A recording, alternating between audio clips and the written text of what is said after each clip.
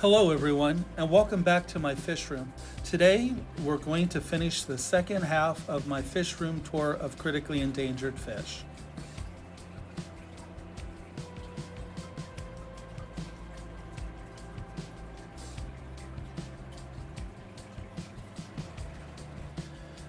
Up first is this pretty yellow critically endangered species known as Scyphia multipunctata from Tangisaquaro, Mexico. Scyphia tend to thrive on a diet predominantly of vegetable matter, therefore a herbivore diet is essential for them to thrive. This particular location and species has been very prolific in our fish room this year.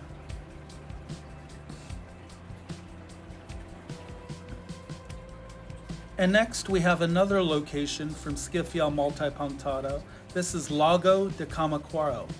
This particular location was extirpated a few years ago and no longer exists in the wild.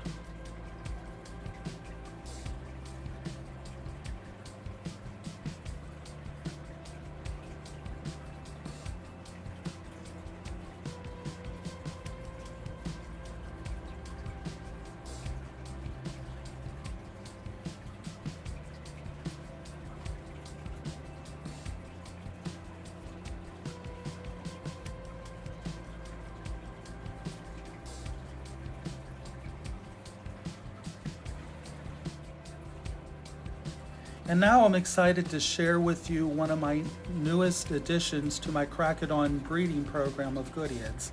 This is Cracodon audax los pinos. This fish is critically endangered and its numbers are plummeting in the wild. Recently, the Goodeid Working Group has started a new breeding initiative to rebuild numbers of these fish in the hobby.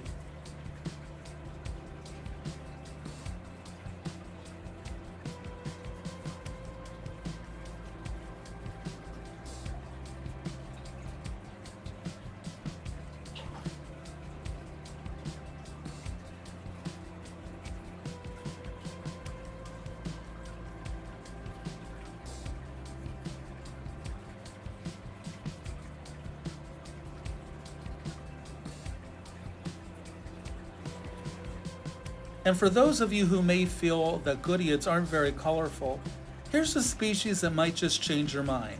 This is Cracodon lateralis los Barros. This cracodon is the only cracodon that can be found below the El Saltito waterfall in Durango, Mexico. As this fish matures, the males become a striking deep red.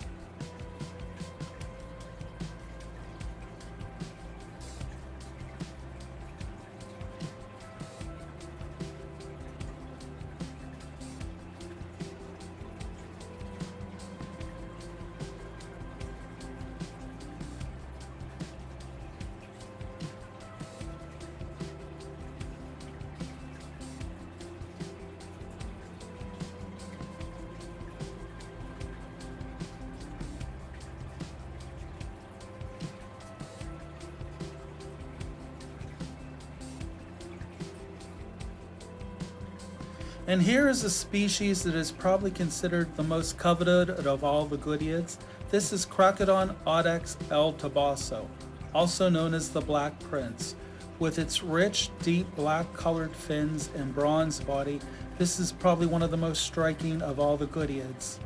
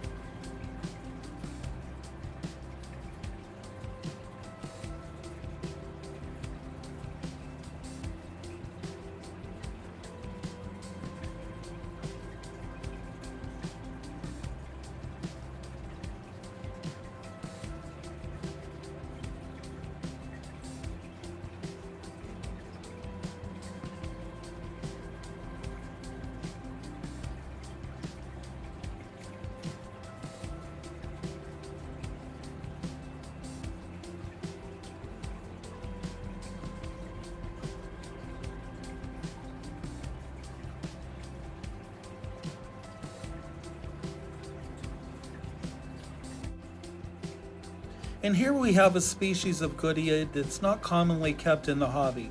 This is Allophorus robustus, commonly known as the bulldog goodeiid. This is one of the larger goodeids. They can reach lengths between 5 and 6 inches long. Very fast and active swimmers, these fish prefer larger volumes of water and should be kept in larger aquariums. I'm currently breeding this colony in a 75-gallon aquarium.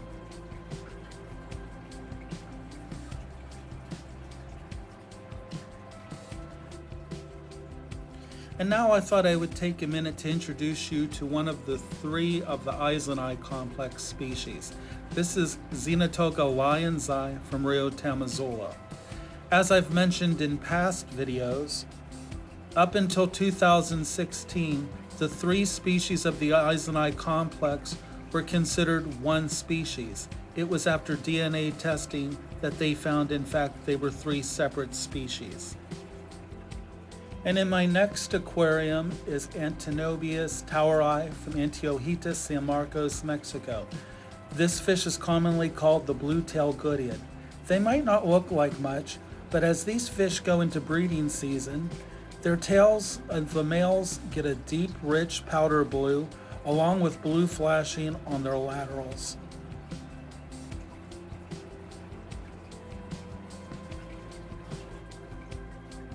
And here we have a critically endangered fish that was recently introduced into a special breeding program with the Goodeids Working Group. Xenotoca melanosoma is a critically endangered fish whose numbers are greatly diminishing in the wild. They are on the brink of extinction, and it will be up to groups such as the Goodeids Working Group and hobbyists to rebuild numbers of these fish if they are to have a future.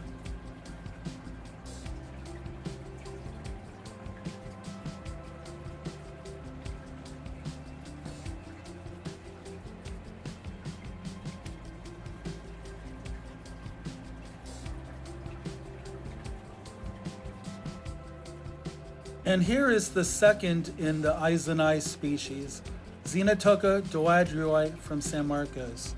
This is a critically endangered fish whose numbers are greatly diminishing also. If you were to confirm these fish with special breeding programs, ESUs are required for proper identification.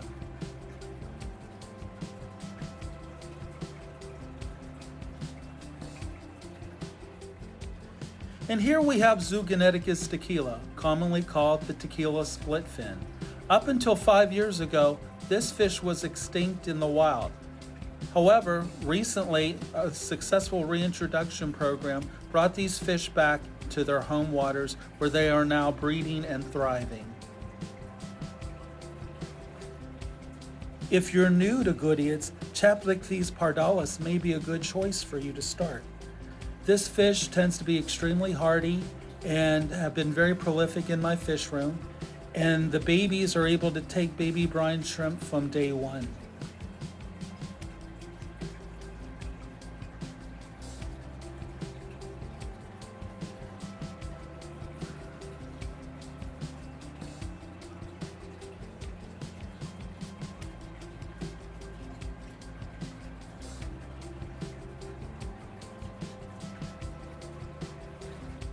And now I thought I would take a minute to share with you some breeding projects I plan to work on in 2025.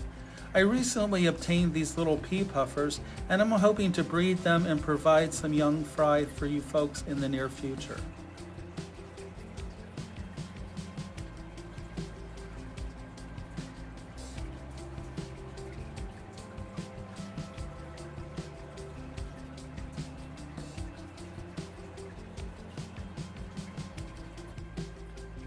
And some of you may be aware that I'm currently working with Balanosox balazanus. I obtained this 5-inch long female back in April of last year. In June, she had dropped 30 fry, and I'm currently rearing those fry in a 40-gallon aquarium and growing them up to pair off to build in more breeding pairs so that I can build my stock.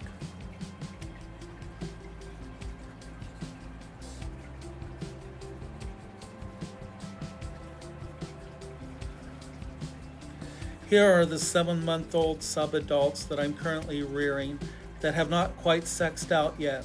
As soon as they're able to sex, I will break them up into pairs so that I can continue to breed this species.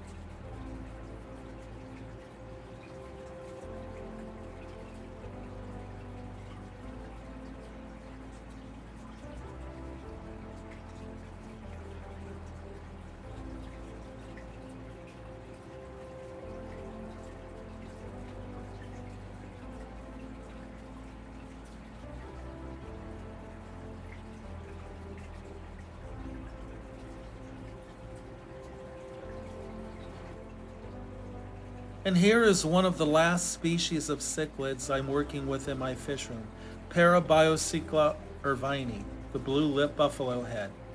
I obtained these fish from the wet spot last year, and upon receiving them, the manager, Cameron Loftman, told me that I should try to breed these fish. He said they're a little difficult to find anymore, and they were fortunate to get them in. So I'm hoping to build these numbers in the near future.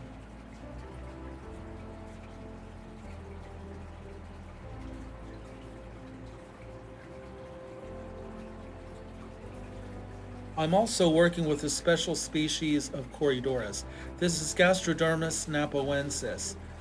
This cory really takes my breath away with its gold spangling. It tends to be a very active little fish, and I'm currently getting a lot of eggs and starting to grow out juveniles of this fish that will be available this spring.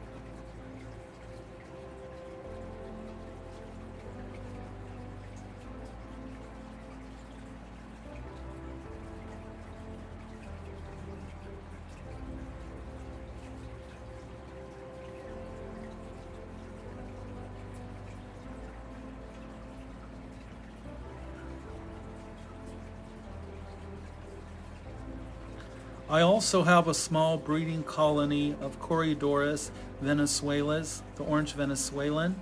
I have a small number of these that aren't quite old enough yet for spawning. They did give me a small clutch of eggs recently, but none of them hatched. So I'm hoping in the near future as they mature that I'm able to get numbers of these fish.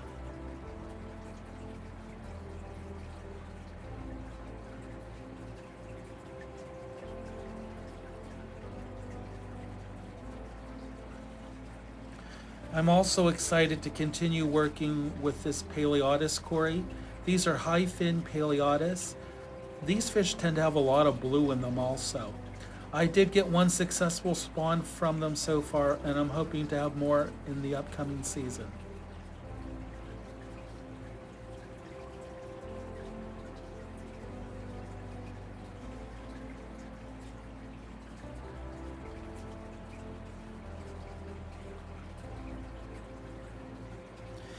And here is one variety of the albino Aeneas that I'm hoping to get more young from in the future. This is Corydoras Aeneas, the longfin albino. I did have one successful spawn that I was able to rear fry, and I'm hoping to continue that success this season.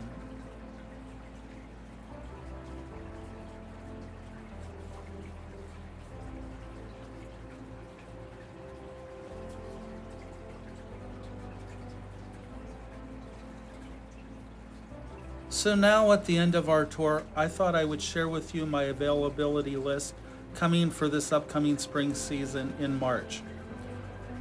Please be advised that I only ship in the continental US.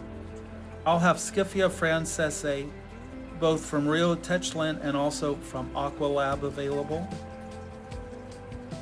These fish will come in young pairs.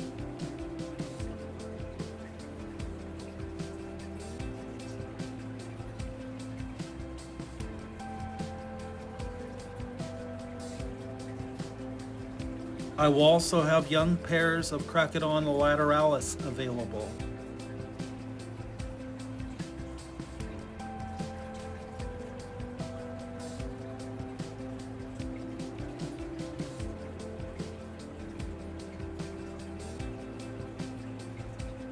And of course, Cracodon audax, El Tabaso, the Black Prince, will be available in young pairs.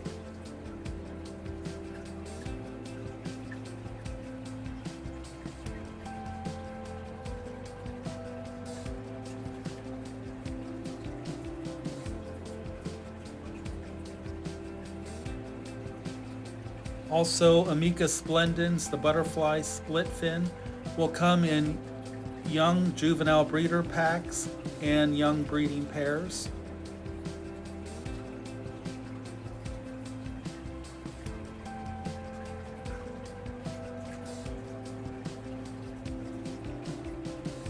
And I'm really excited to offer these fish for the first time this season, Cracodon audax Los Pinos.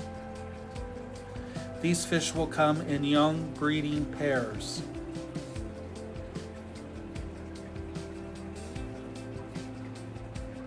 I will also have Scyphia multipunctata. This line is Lago de Camacuaro. They will come in breeder packs of 6 juveniles or young breeder pairs. I will also have Scyphia multipunctata tangisaquaro. These fish will also come in young juvenile breeder packs or in young pairs.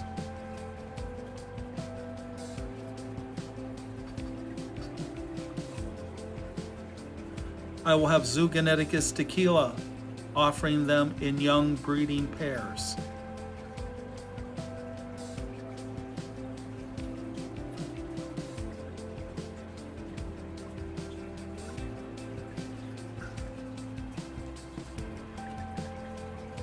And one of the popular goodeids from the Eisenai complex, I will have Xenotoca diodrui available in juvenile breeder packs or young breeding pairs.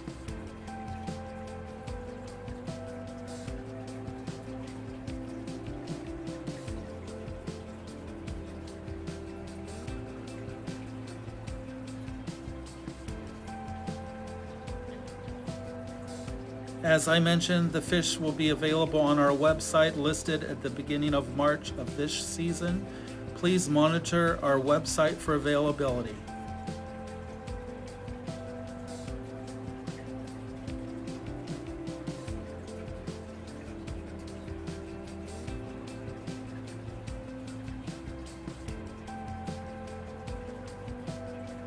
Thanks for watching. Be sure to like and subscribe.